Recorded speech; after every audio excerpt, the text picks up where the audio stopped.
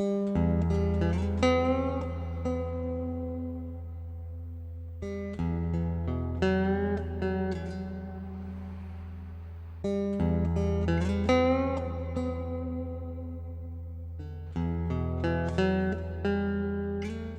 east of Hickory, about a mile south of Interstate 40, is a place where the clock stopped about a half-century ago.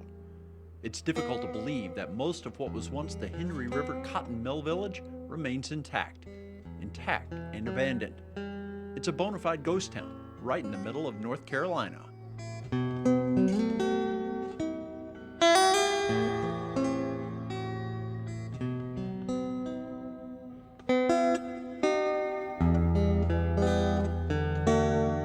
Wade Shepard has owned the Mill Village for more than 35 years. The outside porches are beginning to deteriorate pretty good. The inside of the houses are solid as a rock. They're mostly heart pine and they're solid. They'll be here when houses built today's gone unless somebody tears them down. I was born right after the other Depression, so I relate to everything that went on here. No cars, everybody walked to work, everybody lived a very rural life.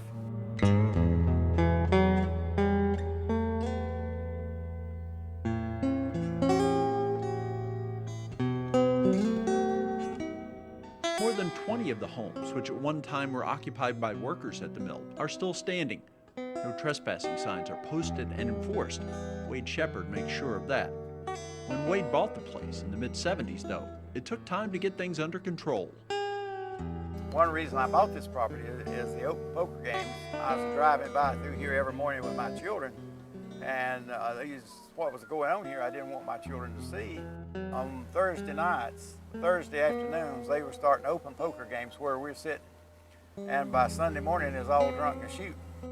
We had drug deals going on down at the end of the mill where the mill was. We had men and women meeting. We had, you name it, we had it going on. But I just took a firm stand. Some at that time stated to Wade that they would run him off, that he wasn't going to interrupt their routine. You can see how that turned out. I'm here and they're gone.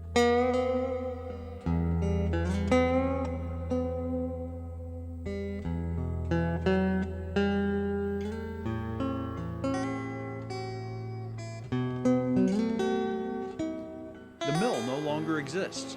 Wade Shepard was in the hosiery business, and at first he thought he might reopen the facility. I had two knitting mills and a finishing plant, and I entertained moving part of that and putting it into the mill, but it burned before I got that far along. The fireman reported that an electrical lightning strike about 2 that afternoon. It didn't burn until 5 o'clock. I do not know whether that's fact or fiction.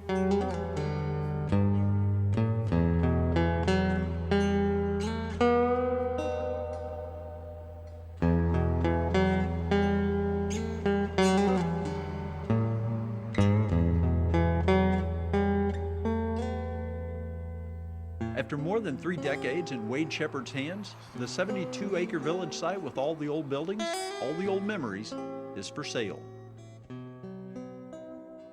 Real estate, I guess, is my weakness, but at my age now, I'm doing estate planning, so I have this property is now up for sale. If it weren't for my age, it would not be up for sale.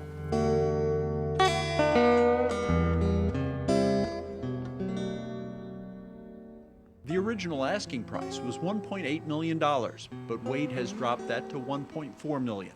He knows whoever buys it will do with the property as they please, but he would like for the memory of the Mill Village to live on.